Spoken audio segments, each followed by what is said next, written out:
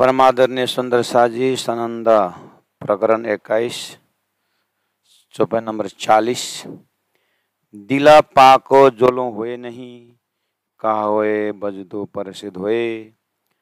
धोए बजदा पाक दिला, कबो न हुआ कोई, कबो न हुआ कोई। सच्चिदानंद पार ब्रह्म की जय। दिला पाक जोलो हुए नहीं, कहा होए बजदो परसिद होए। संसार में धर्म के नाम पर गंगा स्नान करो, जमुना का स्नान करो, तीर्थ जाओ और तीर्थ में जा करके दान पुण्य करो। यही धर्म है, यही मोक्ष प्राप्ति है। इस तरह से है। एक धर्मशास्त्र में ऐसे गाइड है। तो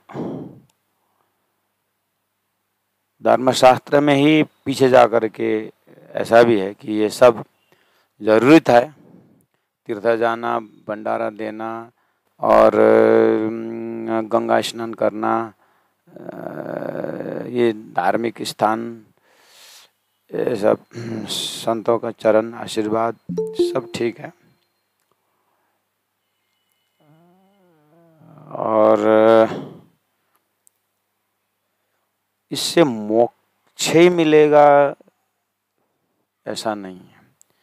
इससे क्या होगा, आशीर्वाद के पात्र बनेंगे और कृपा होगी, चित्त अंतस्करण शुद्ध होगा, पवित्र हो जाएंगे। ये ठीक है, ये एक्सिलरी वर्ब है, ये हेल्पफुल है।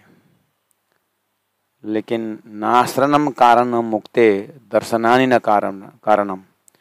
मोक्ष का कारण आश्रम धर्म से भी मोक्ष नहीं होगा और बड़े बड़े को दर्शन करने से मुक्ति होगी, ऐसी बात भी नहीं है। मोक्ष के लिए तो परमात्मा से अपने हृदय से परमात्मा के प्रति प्रेम होना जरूरी है। और प्रेम होने के लिए ज्ञान होना जरूरी है, क्योंकि प्रेम भी अनकंडीशनल डिवोशन होना चाहिए, प्योर भक्ति। वहां तक पहुंचने ज्ञान होना चाहिए। ज्ञान सत्य नित्य अनित्य वस्तु विवेक होना चाहिए ज्ञान। इसलिए ज्ञान है वही कैवल्यम बोला है। ज्ञान से ही कैवल्य मुक्ति मिलता है, ऐसा भी है। लेकिन ज्ञान का अर्थ ये नहीं कि किताब भयंकर पढ़ना, ऐसा भी नहीं। आत्मा और परमात्मा का जो एक अलौकिक संबंध वो चित्त में धारण होना चाहिए और परमात्मा का प्रेम हमेशा अपने हृदय में बनी रहना चाहिए। उसके लिए दिल पवित्र होना चाहिए। तो दिल पवित्र होने के लिए बाहर का वजूद धो करके दिल पवित्र होगा, ऐसा नहीं करके इतने के लिए तो वेदों ने, उपनिषदों ने बहुत सीढ़ी चढ़ाया है। इसलिए सब कर्म कांड और सब धर्माचरण, चाहे हिंदू में हो चाहे मुसलमान में हो, करते करते हमें बहुत सुंदर प्रसंग वेदव्यास जी या सुखदेव महाराज ने बताए कि ब्रज लीला श्री कृष्ण भक्ति का प्रेम गोपियों ने करके दिखाई, वही एक मोक्ष का लक्षण है। यहाँ तक तो शास्त्रों ने गाइड किया ना। इसीलिए दिल में परमात्मा रखना, और परमात्मा दिल में रहते हैं, दिल साफ होना चाहिए। दिल साफ होने के लिए शुद्ध कर्म होना चाहिए, शुद्ध पवित्र कर्म होना चाहिए। शुद्ध कर्म पवित्र कर्म के लिए विवेक होना चाहिए। इस तरह से स्टेप जाएगा। इसीलिए धनी ने यहाँ पर एक बम्पर फेंक दिए कि दिल पाक जोलो होए नहीं, कहा होए बजुद ऊपर से धोए। धोए बजुद पाक दिल कब होना हुआ कोई। यानी किसी ने ऐसा नहीं जाना है कि बाहर के सारे धोने से हृदय साफ हो सकता है ना। हाँ, साफ शुद्धि चाहिए, शारीरिक शुद्धि चाहिए, मानसिक शुद्धि चाहिए, लेकिन शरीर स्नान करने से, गंगा स्नान करने से ही दिल पवित्र हो ऐसा नहीं। दिल पवित्र तो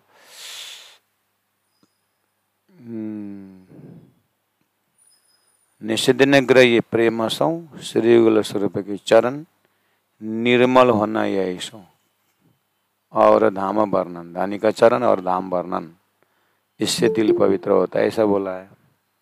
पानी डाला हुआ ग्लास, पानी का ग्लास, दूध डाला हुआ दूध का ग्लास, राजी का प्रेम डाला हुआ हृदय प्रेम का ग्लास। इसीलिए थोड़ी सी बात जटिल है। फिर आगे बोलते हैं, पाक हुआ दिल जिनका तीन वजूद जामा पाक सब। फिर दूसरे तरफ यदि परमात्मा के भक्ति से और अनकंडीशनल डिवोशन से और डाउटलेस नॉलेज से, शंकारहित ज्ञान से परब्रह्म परमात्मा जो अक्षराती सिराजी करके दिल में शास्त्रों ने जो बताया है, वही परब्रह्म परमात्मा का धाम स्वरूप लीला कुरान ने पुराने जो बताया है, उसको हृदय में रख करके पाक हुआ दिल जिनका, हृदय में ऐसे पवित्र प्रेम, ऐसा पवित्र ज्ञान कि जिस ज्ञान में कोई शंका नहीं, अभी नहीं, वेद कतेब दोनों से शंका नहीं होना चाहिए, ऐसा दिल तो अब तारतम्य ही है। इसलिए वहां संकेत करके बोल रहे हैं, पाक दिला हुआ जिनका, तारतम से बोलना पड़ेगा। तारतम से जिनका दिल पवित्र हुआ, अर्थात इस दिल में परमात्मा के धाम के प्रति कोई शंका नहीं, परमात्मा की लीला के प्रति कोई शंका नहीं, सृष्टि के कार्य कारण महाकारण के प्रति किसी की शंका नहीं, ऐसा दिल, निशंक ज्ञान। इसका मतलब तारतम्य में आने के बाद भी तारतम्य को गहराई से समझना जरूरी है। तो एक बार पाक हुआ दिल जिनका तीन वजूद जामा पाक सब, उसका शरीर रूपी जामा जो है अपने आप पवित्र हो जाएगा, नहाना नहीं पड़ेगा। ले, ऐसे दिल जिनका पवित्र हो, उसको ध्यान करेगा, चिंतन करेगा, चितवन करेगा, जी का भजन करेगा, तो शरीर साफ किए बिना थोड़ी ना बैठेगा वो। लेकिन नहाने वाला 3 में 10 बार नहाए, परमात्मा से प्रेम हो, परमात्मा से भक्ति से, कोई जरूरी नहीं ना। लेकिन जिनको दिल परमात्मा में लग गया, उसको तो पूरा अंतरंग बहिरंग समझ गया ना, शारीरिक शुद्धि होना चाहिए, मानसिक शुद्धि होना चाहिए, बौद्धिक शुद्धि होना, वो तो शुद्धि करेगा ही। इसीलिए 3 वजूद जामा पाक सब, उसको तो ऑटोमेटिक सब पवित्र हो जाएगा, अर्थात उसको बोलना ही नहीं पड़ेगा कि नालो दालो पवित्र रखो, वो तो करेगा ही। और हिरस हवा सब इंद्रिया का स्वभाव ही, वो तो झूठा ही है, हिरस हवा है, वो तो नाशवंत है। लेकिन वो किरंतन ग्रंथ में शरीर की तरफ जवाब और जीव की तरफ की जवाब, प्रश्न उत्तर चलता है ना, वहां पर शरीर क्या बोलता है, मैं तो तुमको, हे जीव, तुम्हारे लिए तो मैं साधन था, लेकिन साधन को ही साध्य मान करके तुम मेरे को ही पूछते रहे। अब मैं तो अब समय निकाल के जा रहा हूँ, मेरा तो समय पूरा हो गया है, अब तो मेरे होते हुए कितना जागे मुझे नहीं मालूम, बोलता है ना। ऐसे शरीर तो हरे हिरस हवा, ये तो झूठा है ही। तो लेकिन ऐसे विषययुक्त संसारी जीव इंद्रियां भी तीन नहीं ना पाकी कब, इनको अपवित्रता होता ही नहीं जिनका दिल पवित्र हो गया। क्यों? अरे पवित्र दिल वाले तो गुणांग इंद्रियों से परमात्मा की सेवा करता है, मन झूठा है लेकिन परमात्मा को भक्ति, संकल्प विकल्प धर्म परमात्मा के लिए सोचता है, झूठी बुद्धि वो परमात्मा में लगा हुआ है, तो स्वतः उसका गुणांग इंद्रिय अपवित्र हो ही नहीं सकता। इसी ऐसे ही 5 तत्व शरीर को तो अव्याकृत के स्थूल में मुक्ति स्थान बताया है। तो उसको तो पवित्र हो ही जाएगा। ऐसा। अब चलते हैं चौपाई नंबर 42 में। हलाल हलाल सबो कोई कहे। हलाल मतलब परिश्रम का दाना। परिश्रम करके खाओ, कसरत करके खाओ, मेहनत करके खाओ करके बोलते हैं। पूछो हादी सिरदार, आपको गुरु को पूछो हलाल का अर्थ क्या होता है। परिश्रम करके खाओ, कैसा परिश्रम। हे मुसलमानों, तुम्हें तो हलाल का अर्थ तो पानी प्राणी को, बकरी को एक ही साथ मारो मत, उसे हलाल करके खाओ ताकि वो प्राण निकलते समय मेहनत करे, अल्लाह अल्लाह अल्लाह अल्लाह बोले, तो हलाल का दाना खाना, हराम का मत खाना। वो एक ही साथ मार के से मत खाना, वो खुदा का नाम लेता ही नहीं, अपवित्र हो जाएगा। ऐसे भाषा पता नहीं कहाँ से ऐसा अंदाज लगा दिए, ऐसा अर्थ लगा दिए, बाप रे, कोई आश्चर्य की बात नहीं है। हिंदुओं को किसने बोला माता के मंदिर में जा कर के प्राणी चढ़ाने से माता खुश हो जाएंगे। हिंदू भी कम है क्या? चाहे वेद का कर्मकांड हो, चाहे कुरान का कर्मकांड हो, बुद्धि सबकी एक ही है। इसलिए हलाल हलाल सब कोई कहे, धर्म धर्म सब कोई कहे। पूछो हादी सिरदार, जाके पूछो धर्म तुम्हारा क्या है। प्राणी को हत्या करके धर्म होगा?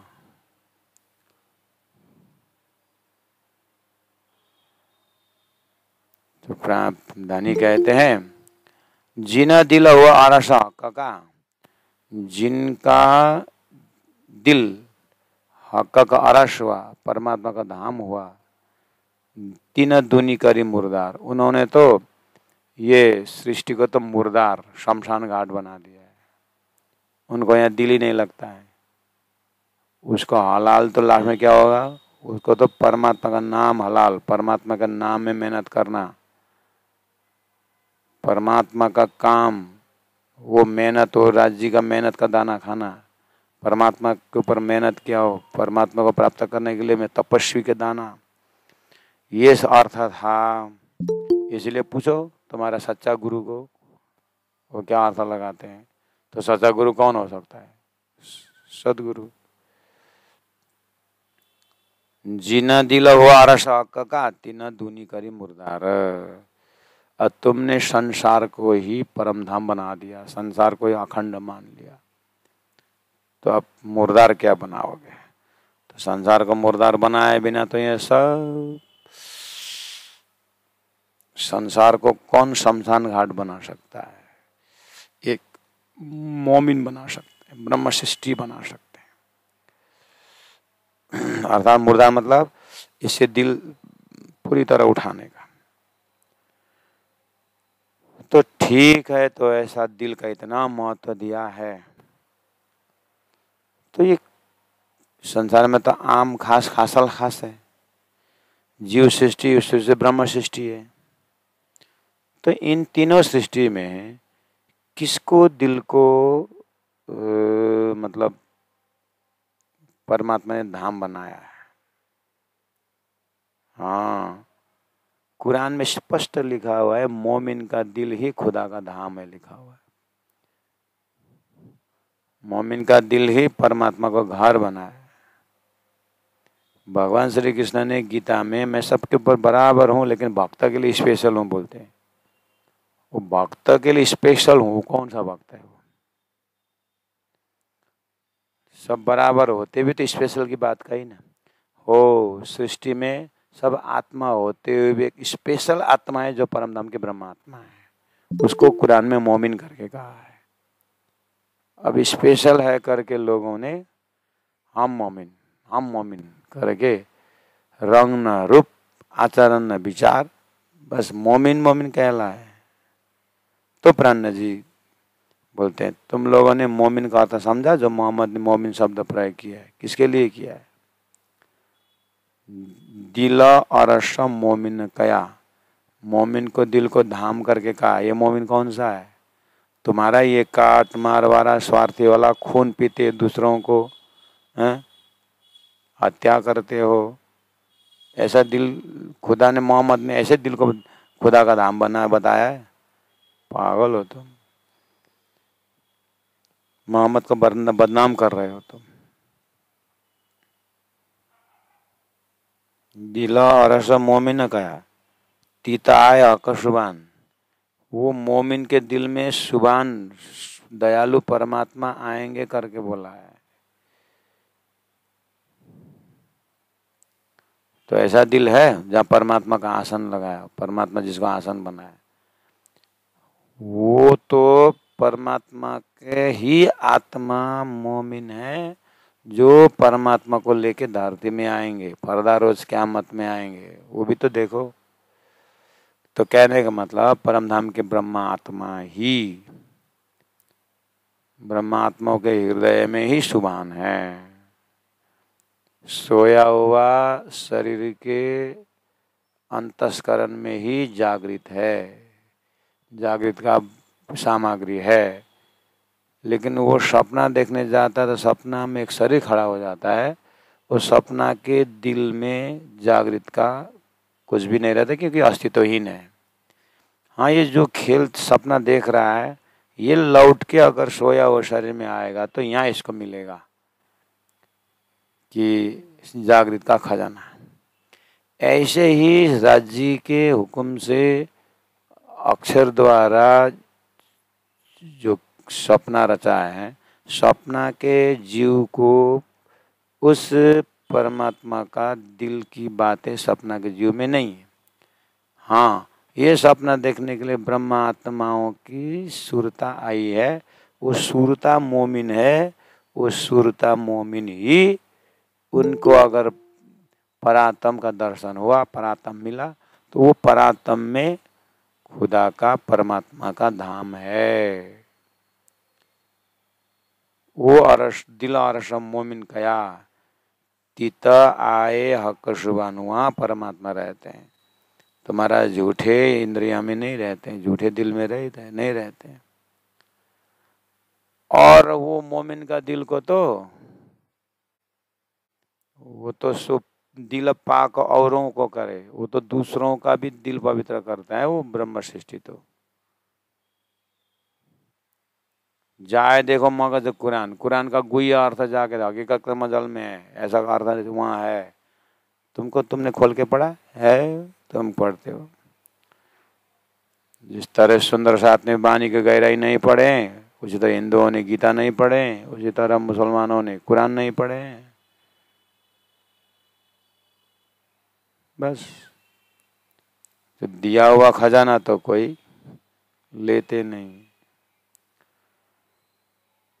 इसीलिए सुपाक सो दिल पाकों औरों को करे, जाए देखो मगज कुरान। पाँव तो कोई ना भर सक्या। इस तरह से मोमिन का लक्षण, मोमिन का धर्म, मोमिन का रहनी बता दिए कुरान में, भक्तों का लक्षण बता दिया भागवत में, ब्रह्मज्ञानी का लक्ष्य बता दिया गीता में, इसी तरह का लक्षण तारतम्य वाणी में ब्रह्मसृष्टि का लक्षण बता दिया। अब वो लक्षण तो देखे पड़े लेकिन अपना नहीं सके, जीवन में उतार नहीं सके। पाँव तो कोई ना भर सकिया, लेकिन उम्मीद करी ना सबने मोमिन होने के दावा किया, भक्त होने के दावा किया, ब्रह्म सृष्टि होने के दावा किया, लेकिन बताया मार्ग में चल नहीं सका।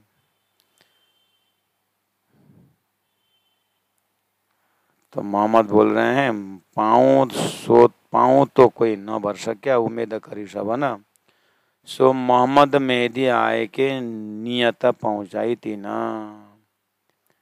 तो इस तरह से मोमिन कर रहनी करके बताए, कोई उसको अपना ही नहीं सके क्योंकि उस समय में मोमिन थे नहीं, उनके लिए भविष्य बोला था। तो ब्रजराज के बाद मोमिन तो सदगुरु के साथ आए, सदगुरु के साथ आए तो मेहदी मिले, इमाम मेहदी। सो मोहम्मद मेहदी आएंगे, यानी मोहम्मद ने जब मेहदी आएंगे मेहदी मैं भी पास में रहूँगा, मैं भी साथ रहूँगा बोला था। ऐसे प्राण जी महाप्रभु सब पैगंबर सब ऋषि सब संतों के खजाना लेके आएंगे, नियत पहुंचाई थी ना सबकी भाग्य को तारतम से परम धाम के हृदय में पहुंचा दिया।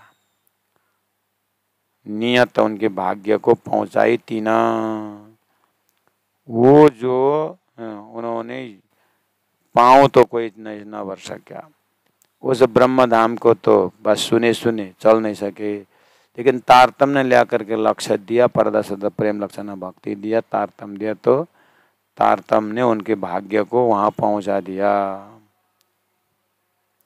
मतलब अब जो है खोजेंगे डूबेंगे तो मिलेगा, पहला तो ढूंढने पर भी नहीं मिला, जैसे भविष्यवाणी बोल दिए थे। इस तरह से 44 चौपाई तक आप शांत चित्त से फुरमान में फुरमाया जो है इसी भाव से देखना है। अब आगे 45, 46, 47, 48, 49, 50 आगे का जो चौपाई है ना, इसमें थोड़ा सा अभी माइक में वो बाहर वो कलमा पुकार रहा है, ला इला इला बोल रहा है, मैं दुर्ग में हूँ, यहाँ भी आ गए कलमा जिन्हें कानों शून्य ताए भी देवे सुख। वहाँ कलमा माइक में चिल्ला रहा है, आपके पास चिल्लाए कि नहीं चला, हमारा तो ऑनलाइन क्लास के टाइम में चिल्ला रहा है। बगल में मस्जिद है तो चिल्ला रहा है। तो मोहम्मद ने ये 1000 साल बाद ही प्राण जी आने से 1000 साल पहले ही सुना था। तो प्राण जी ने तो बिल्कुल बता दिया, हाँ मोहम्मद जी ने तो बहुत ही मेहनत किया। तो उन्होंने 1.25 लाख पैगंबर आकर के जो मंत्र दिए थे, खुदा ने बोला अब मैं तेरे को कलमा दे रहा हूँ, मंत्र दे रहा हूँ, ये तेरे जमाने तक चलेगा, 1000 साल चला ना, इससे क्या होता है लोग पवित्र होंगे। उसके बाद मैं मार्फत लेके आऊँगा ना, तो फिर मार्फती मंत्र तारतम महामंत्र इलम लुदनी बोलते हैं जिसको, वो अलग रहेगा, वो मार्फती रहेगा। लेकिन जब तक मार्फती जाहिर नहीं होगा तुम कलमा देते रहना और नमाज पढ़ाना, कलमा करना, नमाज करना, हज करना, जगात करना, वुजू करना, ये सब नियम बताना। लेकिन जब मैं मार्फती मंत्र लेके आऊँगा, मंतस चिंतामणि प्रोक्ता षोडशार्न मनुमहुम, 16 मनुमहा लेके आऊँगा। जब वो मंत्र लेके आऊँगा ना तो फिर सब जो है निरस्त हो जाएगा। लेकिन तब तक ये बहुत महान मंत्र मैं तेरे को दे रहा हूँ करके ला इलाहा इल्लल्लाह दिए। तो मोहम्मद ने अपने ज़माने में कहा, अब खुदा ने मुझे कलमा को ऐसा जाहिर करो ताकि जो कान में सुने ना वो पवित्र हो जाए, जिसके कान में घुसेगा ना वो पवित्र हो जाए। कि क्या डिजाइनिंग से अब कान में भरूं, तो उन्होंने मस्जिद बनवाया और मुनारे बनाकर ऊपर मुल्ला को पहुंचा करके अब चिल्ला ला इलाहा इल्लल्लाह, जिसके भी कान में जाएगा ना ये सब पवित्र हो जाएंगे करके कलमा को भयंकर पवित्र मान करके मोहम्मद ने चालू लगाया। लेकिन मोहम्मद के हृदय में था कि ये इमाम मेहदी आएंगे और तारतम महामंत्र फूकेंगे, कम से कम वो तारतम महामंत्र समझने के लिए पवित्र तो हो जाएंगे कर कलमा चालू किया था। जब तक तारतम नहीं आएगा तब तक कलमा एकदम पावरफुल था। लेकिन बोला था मेरे पीछे मेरे जाने को 1000 साल बाद दुर्बल आएगा, इमाम मेहदी हो जाएंगे, उस समय में मार्फती ज्ञान आएगा, इलम लुदनी आएगा, मैं भी आऊँगा। तो इसका मतलब मोहम्मद ने इतना कहने का मतलब है कलमा का भी ताकत कुछ समय तक है। जब वो इमाम मेहदी आएंगे तो ये कलमा भी उसी में समावेश हो जाएगा और वहाँ तो इलम लुदनी तारतम ज्ञान तारतम महामंत्र आएगा वो। अब ये तारतम महामंत्र जिनके कान पहुंचेगा उसके पास अक्षरातीत परब्रह्म परमात्मा उनके अंदर वास करेंगे। इसके लिए उदाहरण था 1000 साल पहले। 1000 साल पहले कलमा का महत्व तो इसीलिए गाया था कि 1000 साल बाद इलम लुदनी तारतम ज्ञान आएगा। वो तारतम महामंत्र जिसके कान में जाएगा, तारतम महामंत्र का ज्ञान, तारतम का तारतम जब संसार की बुद्धि में घुसेगा ये ज्ञान, तो फिर परमात्मा दूर नहीं, शेर एक से नजदीक। ये था संकेत। इसलिए अब 44 चौपाई में 45 चौपाई में कलमा का महत्व देखिए। अब आपको 45 में भी कलमा शब्द है, 46 में भी ये कलमा जिनस जिमी है, 46 में कलमा है, बांग वही कलमा ही है 47 में, और 48 में कलमे शब्द है, 49 में भी कलमा ही इन दुनी का कलमा है, और 50 में भी कलमे है, और 51, 52, 53, 54 में नहीं है, लेकिन इसी कलमा का महत्व गा करके कंक्लूजन है। तो अब यहाँ पर कलमा का महत्व देख करके सुंदर साथ अर्थ लगाते हैं। अब नया दामाद आ करके पारण पढ़ने को बोला, दामाद बैठ गया सनंद में। अब यहाँ पर कलमा का महत्व आ गया। ये मुसलमान किसके लड़की मैंने शादी की, मुसलमान की लड़की शादी की, या तो इनको साथ में कलमा आता है बोले। अभी जा करके हल्ला करेगा, अपने पत्नी को पूछेगा लड़की का, ये तुम्हारा ग्रंथ में कलमा क्या है, वो पता नहीं, क्योंकि उसके माँ बाप ने वो अपनी लड़की को 2 महीना कोर्स में भेजे नहीं, तो कलमा समझते, तारतम ज्ञान समझते। अब बाद में समझेंगे बचेंगे, बोले समझा तो किसी के लव में फंस गए। अब वो बेचारा क्या जाने, हम पता नहीं। लेकिन थोड़ा सा तारतम तो चले। माँ को पूछने गई, माँ वो आपका दामाद ऐसे बोल रहे हैं, कलमा क्या बोल रहे हैं, वो तो पिताजी को पूछना पड़ेगा। पिताजी को पूछने गए, पिताजी कलमा वो तो हमको मालूम नहीं, और गुरुजी को पूछना पड़ेगा। बगल में गुरुजी पूछने गए, गुरुजी तो भागवत पढ़ के आए थे, उन्हें तारतम तो देखा ही नहीं। अब हो गया कल्याण। उसके बाद जाएंगे पन्ना जी, पन्ना जी में जाए तो फिर देखता है महल मंदिर मस्जिद जैसा लगता है, ये तो पूरे मस्जिद है, कलमा भी मस्जिद है। हो गया। चलो अभी दामाद जी को बितक सुनाएंगे करके, बितक में भी आज कल परसों करके वो सूर्य का सदगुरु महाराज का वेद शास्त्र उपनिषद का तो आया ही नहीं है, उस समय में तो आया ही नहीं, और सूरत तक भी नहीं आया, नहीं तो वहाँ तक बात हो रही थी। वेद भागवत उपनिषद तो अक्षरातीत वेदों की बात हो रही थी। अब आ गए बेचारा 15 दिन बाद बितक में, और 15 दिन में प्राण जी दिल्ली पहुँच गए, और दिल्ली में ला लीला की बात हुई। हाँ, मैंने वहाँ किताब भी कलमा पढ़ा सुना था, और पन्ना में वो मंदिर में कलमा का मंत्र लिखा था वो था, और अभी इनका कथा सुना वो भी कलमा, बस हो गया कल्याण। इसलिए सुंदर साधु जी बच्चों को छोटे से संस्कार का ज्ञान दीजिए, नहीं तो लड़का भी ले आएगा लड़की, अर्तना बर्तना गोविंद गायिका, और धर्म गया। इसीलिए ध्यान से सुनना। 45 चौपाई क्या बोल रहा है, एक कलमा जिन कानो सुनिया ताई भी देशी सुख, मोहम्मद साहब ने बोला है। ये जो मैं कलमा दे रहा हूँ ना, ये कलमा इतना ऊंचा कोटि के ज्ञान है, 1.25 लाख पैगंबर ने जो दिया ना वो परोक्ष है। मेरा कलमा ला इल्ला इल्लल्लाह, मैंने खुदा से बात करके आया हूँ, वो खुदा ला इल्ला इल्लल्लाह है। वो इल्लल्लाह ने मुझे कहा है कि तू शरीयत तरीकत बताना, हकीकत लिख के रखना, मार्फत मैं आके कहूँगा, मार्फत लेकिन मैं बाद में आके कहूँगा तुम्हारे 1000 साल का लीला खत्म होने के बाद। तो वो मोहम्मद ने बोला कि 1000 साल तक तुम कलमा का ऐसा उच्चारण करो, पवित्र होते रहो, ताए भी देशी सुख, उसको भी कान में उसको भी सुख पहुँचाएगा, ऐसा महत्व गाया कलमा का। प्राणनाथ जी बोल रहे हैं वाह, जब जब 1000 साल पहले ही कलमा का ही इतना महत्व गा करके आगे मार्फती इलम लुदनी आने की बात हो रही है तो उसका कितना महत्व होता। 1000 साल पहले तारतम महामंत्र, तारतम ज्ञान, इलम लुदी परमधाम साक्षात आया तो उसका महत्व, उसका सुख कितना होगा करके सहूर करने के लिए कुरान की बात रखी थी।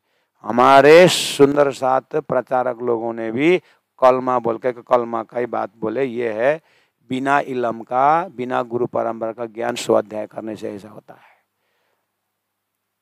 प्राणनाथ जी के मुखार में चौपाई उतरी, उतरने के बाद प्राणनाथ जी ने अर्थ करके बताए। वो प्राणनाथ जी ने चौपाई उतरने के बाद अर्थ करके बताए ना, उसको बोलते हैं इलम परंपरा। इलम परंपरा में तो लकीर का फकीर बोल करके सब ज्ञानी हो गए, आए नहीं हैं, इसीलिए कॉन्टेक्स्ट नहीं होता। इसीलिए वो बाइक के पेट्रोल में वो पेट्रोल पास नहीं होता है तो बीच में कचरा फंस जाता है तो पुश पुश गुर गुर करता है ना, बाइक तेल पास नहीं है तो कभी भी बंद हो जाता है। ऐसे ही है बिना तारतम समझे करने वाला प्रचारकों का यही हालत होता है। यहाँ जिना एक कलमा जिना कानो शून्य ताए भी देशी सुख, कलमा कान में पहुंचेगा उसका भी सुख पहुंचेगा। उसको काफर मत बोलना, वो एकदम पवित्र है, ऐसा करके मोहम्मद ने कलमा का महिमा गाया है। तो प्राणनाथ जी ने उन लोगों को बोला, तुम्हारे कुरान में कलमा इतनी ताकत है तुम्हारे कलमा में, और बोले कि कलमा जिसके कान में पहुंचेगा ना वो सुनते ही पवित्र हो जाएगा, उसको काफर मत बोलना करके बोला है ना। बोला है। अच्छा, तुम्हारे माइक लगा करके ऊपर मुल्ला चिल्ला रहे तो हिंदू के कान में नहीं पहुंचा कलमा? पहुंचा। तो हिंदू के कान में कलमा पहुंचा तो कैसे अपवित्र काफर कैसे हुए हैं? सोचे हो कभी? मोहम्मद ने कलमा का इतना महत्व गाया तो जिसके कान में भी पहुंचेगा तो पवित्र होगा करके बेचारे ने फुकाया कलमा। लोगों को पैसा बटोर के मुनारे बना करके मुल्ला को बैठा करके सबके लोगों के कान तक पहुंचे ताकि 1000 साल बाद इमाम आएगा तारतम देगा तब तक उसमें तैयार हो जाए, पवित्र बन जाए करके उन्होंने ये भविष्य के लिए उन्होंने कलमा का महिमा गाया था। और तुमको तो न वो कर्मकांड लेवल का पता है, कान पवित्र होने तक की पता है ना, और न मार्फत आकर के उसी कलमा की हकीकत का मतलब का कलमा में और तारतम दे करके नूर पर नूतजला की बातें होने की बात न समझ में आओगे तो न तुम क़यामत, न तुमने शरीयती समझा, न तरीकत समझा, और न मार्फत समझने की हिम्मत रखते हो। इधर से भी गए उधर से भी गए। ओ हिंदुओं, तुमको याद है सप्तकोटि महामंत्र चित्त विभ्रमकारक एक परम मंत्र कृष्ण अक्षर द्वयम कहाँ गया हो तुम्हारा? 7 करोड़ मंत्र कहाँ गया? और अंत में कृष्ण मंत्र बोला है, कृष्ण मंत्र फला देगा। उसमें कृष्ण लीला त्रिधा भोगता, उसमें कृष्ण की त्रिधा लीला व्यक्ति आती है। तो अक्षराती श्री कृष्ण की श्री राज जी की जो तारतम महामंत्र उसके लिए क्या बोला है? मंत्र चिंतामणि बोला है। उसमें पहुंचे हो? मंत्र मंत्र मंत्र बोले, मंत्र का भी सीढ़ी है, इसलिए अंतिम मंत्र जो मार्फती मंत्र जो तारतम महामंत्र है। न बुद्ध अवतार की बातें सुनते हो, न कल के अवतार की बातें सुनते हो, बस अपने बुद्धि लड़ा रहा है। तो यहाँ मंत्र का महिमा गाया गाएगा अंतिम तारतम मंत्र के लिए। ऐसे कलमा का महत्व गाया जब तक इलम लुदनी ना आए तब तक 11वीं सदी तक की महिमा है। इसलिए कलमा जिन कानो शून्य ताए भी देशी सुख। तो मुस्लिम का क्या कहना बोल रहे हैं? जिनके कान में सुनते ही पवित्र होगा बोला, वो सच्चा जिज्ञासु मुस्लिम का तो क्या कहना जो हक कर केवे मुख, जिन्होंने उनको तो हक ने कान में ही जा करके सुना दिया, उसको तो क्या कहना ऐसा मुस्लिम को तो करके बोल रहे हैं। तो मोहम्मद साहब ने कहा कि जिज्ञासु जो ईश्वरीय आत्मा है वो खुद आएंगे, ब्रह्मात्मा आएंगे, वो इलम लुदनी लेके आएंगे यथार्थ में ज्ञान लेके आएंगे, उनकी तो महिमा ही क्या करके सगुर करने के लिए दिया था, कंपैरिजन करने के लिए। तुम बस शरीयत में ही अटक गए, आगे बढ़े नहीं। इस तरह से समझना। ए कलमा जिन कानो शून्य, ए कलमा जिन कानो शून्य, ताए भी देशी सुख।